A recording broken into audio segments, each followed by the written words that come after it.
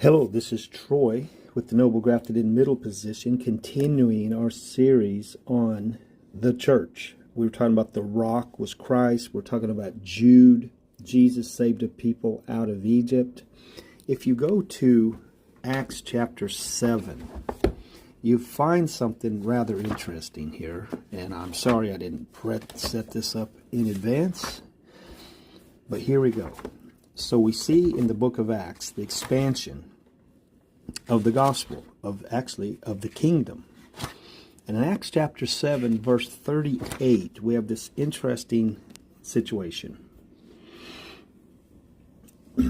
This is the one who was in the congregation in the wilderness. This is going to become very important right here. This is Moses who said to the Israelites, so we're talking about Egypt and the Red Sea. We're talking about Moses and God appearing to him in the bush. So we're definitely talking about Egypt. Stephen is being martyred here. Talking about the fathers. Talking about the 40 years in the wilderness and how they worshipped demons. So we're in Acts chapter 7, and we're getting a detailed study, information provided here we don't even find in the Old Testament, in the Hebrew narrative. This is the Moses who said to the Israelites, God will raise up for you a prophet like me from your brothers. That's not Joseph Smith, by the way.